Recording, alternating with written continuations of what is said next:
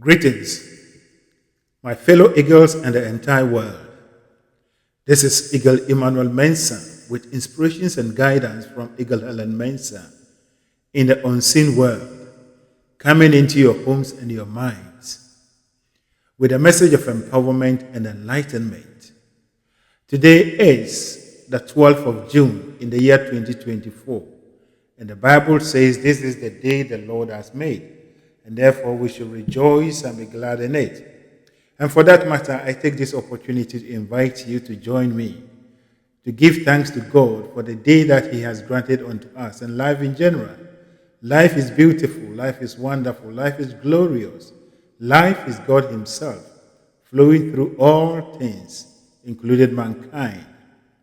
Today, I'm going to speak to you on the topic, how to take control of your mind. Every human being on this earth has a mind.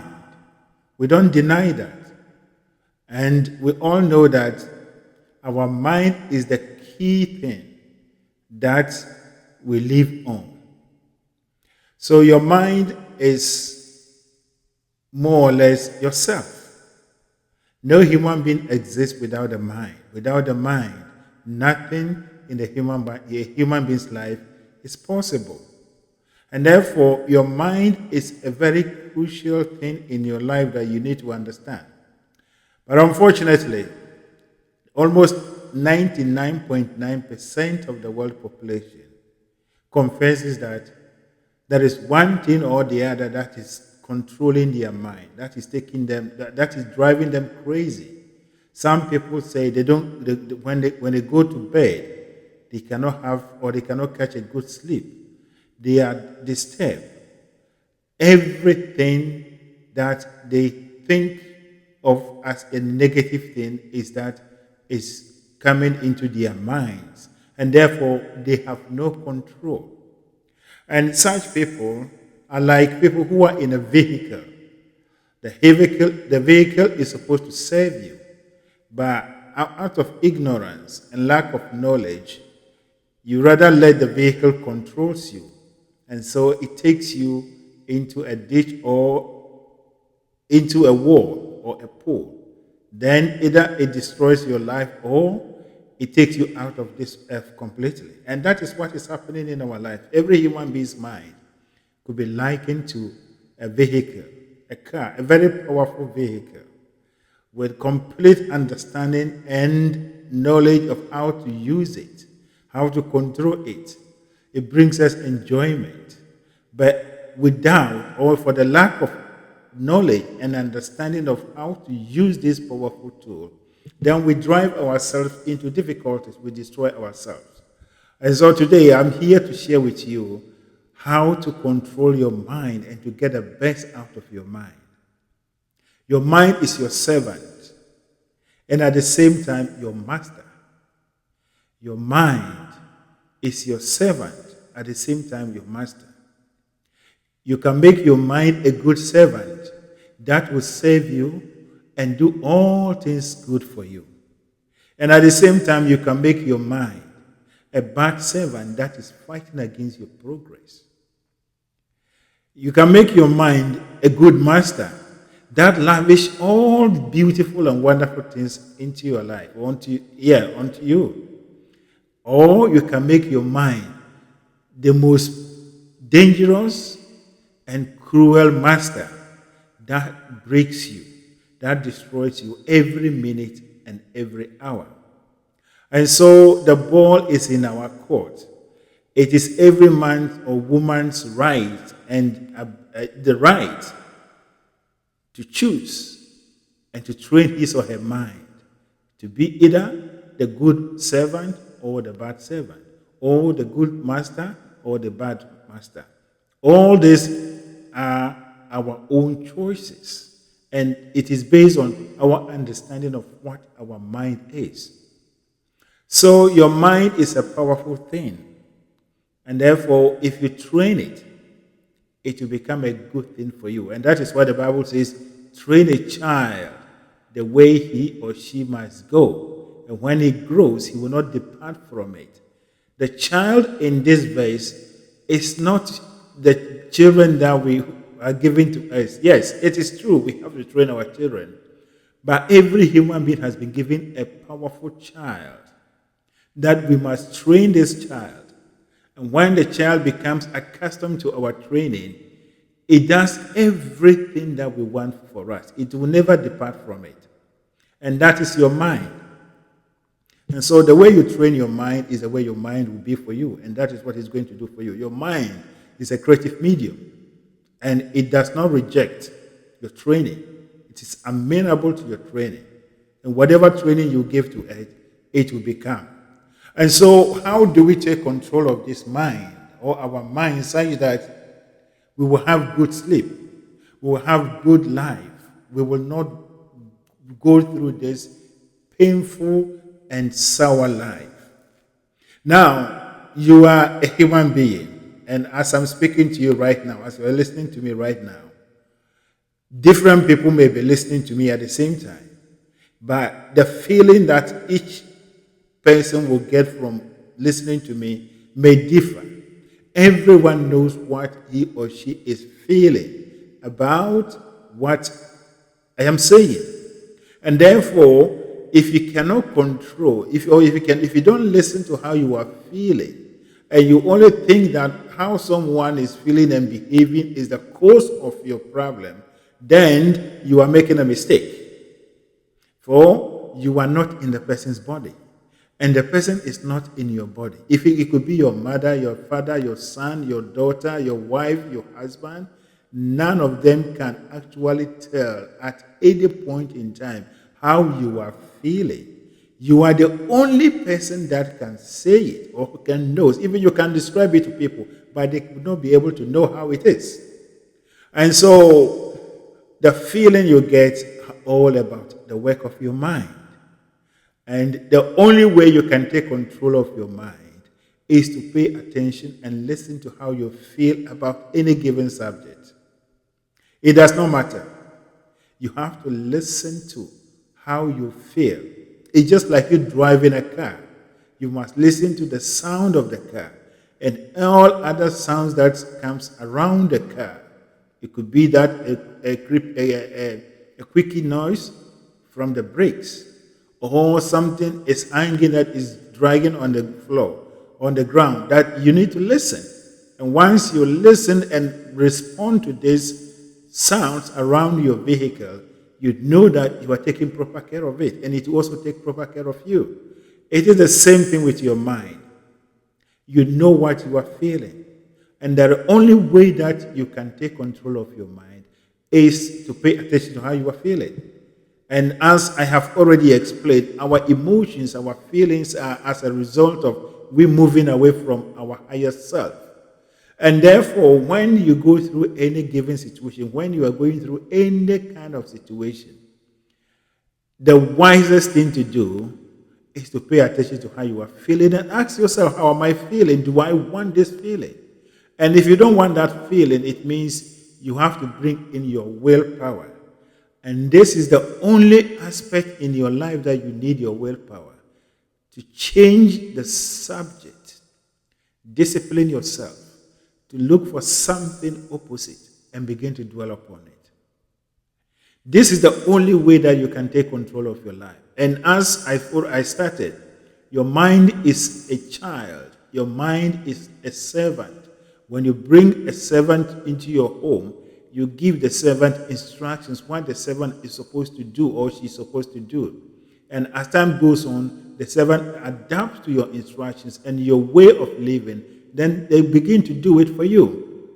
And so when you are feeling, when you are going through a particular situation, know that it is the work of your mind based on how you are thinking. And therefore, it has created a kind of a rift between you, your higher self, and you in the lower self. Therefore, what you have to do is to take control of it and change the subject, or look for something that will make you feel happy. And as you do that, you train your mind to live on happy things. You train your mind to only look at things from the highest point of view. So it makes you become a master, such that in all difficult situations, you are able to rise above it And then you train yourself. So you'll be an unconditional happy person, regardless of what you are going through. This is the only way that you can take control of your mind. So long as you are in this world, you are surrounded by life situations what called contrast. And your attention will always be drawn to this or that or that. Therefore, you will never finish solving your life problems and the problems of the world, such that you will one day have a free life that you can be happy. They can never be that. Though, so the only thing you have to do is to be happy in or during the adversities. And that is what we are made of. So to take control of your mind is not to go to your doctor for you to get you a pill or to give you anything or to take any substance to block your consciousness. You will come back to it after the power of the pill or the substance is done. But if you take the way to take control of your mind is to listen to how you are feeling and then respond to it. If you don't like how you are feeling, then there is nothing you can do other than you bringing in your willpower and to distract yourself, your mind from the particular thing that is giving you trouble. And so if you cannot sleep at night, take control of your mind by listening to how you are feeling and begin to work on yourself. It could be music, it could be any of your religious text, anything that takes your mind off any particular or your mind off the particular problem, at least for some time. And as you keep on doing this daily, you are training your child, as the book of the Bible tells us, that train the child the way he or she must go. You are training your child. And then it will get to a point that your mind will become a mind that only look at things from the positive side. Therefore, even in the midst of every raging war, in the midst of every negative situation, you feel good, you feel happy. Even not that you are denying the situation, but you are intelligently and deliberately creating a life that is different from what you are going through momentarily. That is the only way you can take control of your life. No prayers. Yes, prayers is good. If you can look at your prayers from the positive level, positive side, and use it to distract yourself, that is a very good therapy. Prayer is a therapy.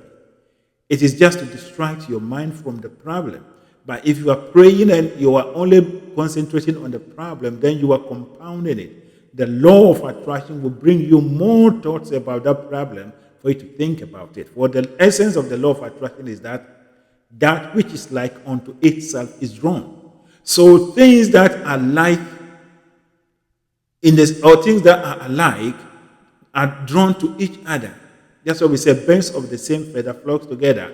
So your thoughts operate in a similar way. So long as you begin to think in a negative way, the law of attraction will begin to bring you more negative thoughts because it assumes that this is what you want.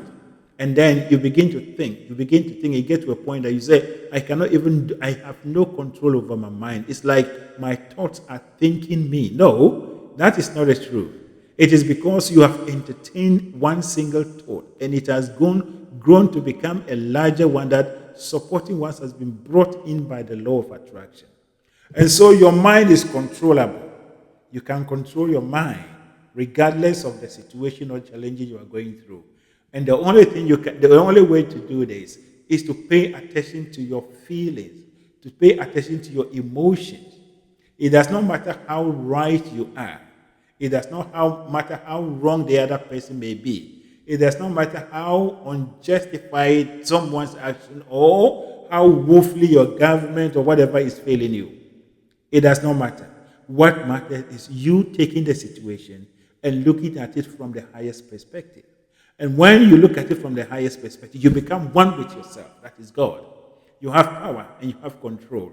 And it is through this that the universe brings you solutions, answers, options, such that you move out of the situation, you move out of the problem. And so, taking control of your mind is your sole prerogative. It is your divine right, but you must do it with intelligence. You must do it by listening to how you feel. And bringing in the car analogy, if you are a driver and you don't pay attention to the sound of your car whilst you are driving it, then you are a bad driver. And know that you are cooking your own catastrophe. But if you pay attention to the sound of your engine, the sound of the car, everything in and around the car, you will know at a point that there is something wrong. And you react to it. Once you correct it, the car moves well for you. It is the same thing with you, your mind. Your mind is a powerful tool. It's a master. It's a servant at the same time. But you must listen to the messages that it is giving back to you, the feedback. And the feedback are your emotions. No human being will ever live at a point that all the problems and challenges in his or her life are completely gone. That is never true. No group of people have ever lived and will ever live that there is no single challenge for them to address. And so the only way you have to become awakened, or the only way you have to look at life, is that challenges, difficulties are part and parcel of our life. And therefore, when they appear, look at them from the positive side. If you are able to train yourself in this way, yes, the situation may come, it will knock you down a little bit, but within a couple of minutes, hours, you should be able to work yourself out and take that this is part of the life. This is the clay and mortar, or this is the mortar and bricks that has been given to me to build a new life. Then you begin to think about it in a positive way. And when you think about it in a positive way, it means you are thinking about it the way your inner being, you make God is thinking about it. And therefore you gain power. You receive all resources that are needed to handle the challenge, to handle the problem. And so your life here is simply a matter of you alone. It does not matter what is happening in the government or in the country. It does not matter how the economy is. It does not matter how this thing and that is. Your life is your life alone. You can still live happily. You can still be happy and have a beautiful life in one of the poorest and backward nations. If you can take control of your life, your mind, and begin to look at all these things as an opportunity. Begin to look at all these things as part and parcel of life, such that you will find a way to live happily, unconditionally in all conditions. That is when you become a master. That is when you have control over your life. You will never finish solving your problems. And never will you stop solving problems. But you can only solve the problems only when you look at them from the positive way. In the same way, humanity will never be out of challenges. There will always be challenges at any point in time. One will go, the other will come. Even the solution that we get brings in another challenge. But the only thing we have to do is that this is our way of evolution. And therefore, you look at all these things from the highest point of view. So you don't worry, but you listen to your feelings. Your feelings is the messages from your internal system that you are moving away from your source of power. And therefore, all the negative situations, all the negative feelings you are having are as a result of you looking at the problem or challenges you are going through from the negative perspective. Therefore, change it. And when you do that, your mind will be free. Your mind, that means you have trained your mind to be a master servant. That helps you. A good servant, a good master, that is working out every situation for you. Then you become a master. That is where you say you are thriving. You've become a master of life. You've become a master of life circumstances. So you do not have to waste your nights. You do not have to waste your time. That you cannot sleep. If you are going through all this, then there is nothing you can do. Take control of your life by listening to how you are feeling. Every negative feeling, ask yourself, do I want this? If you don't want that feeling, then you must find a way. You must gather your willpower to change your process, your thought process, and begin to think, begin to entertain all other things that will bring you joy, and think over the situation, think over the problem, and as you do that, it fades away. And that is where you say you are a conqueror, and you are conquering all life's challenges. So that is my message for you. Take control of your mind, and you can take control of your mind by listening to the messages you are getting from your internal guidance, and that is your emotions. Painful ones are not good for you. Stop thinking about them and think about good and beautiful ones, happy and joyful ones. And as you do, you create a life that is prosperous, that is beautiful, that is wonderful. And as you go, you keep on recreating your life every minute, every hour, every day, every year, every decade. And that is why you say you came to this world to conquer and to live as a true image and the likeness of God. Thank you. That is my message for you.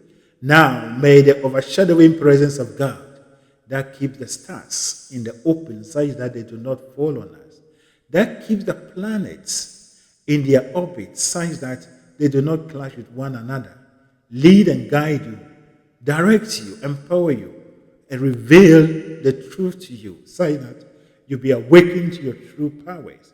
And you be awakened to the truth that you are here, you are submerged in contrast, that is life adversities. And you are supposed to use these adversities to recreate your life so that you evolve, you move forward. That is growth.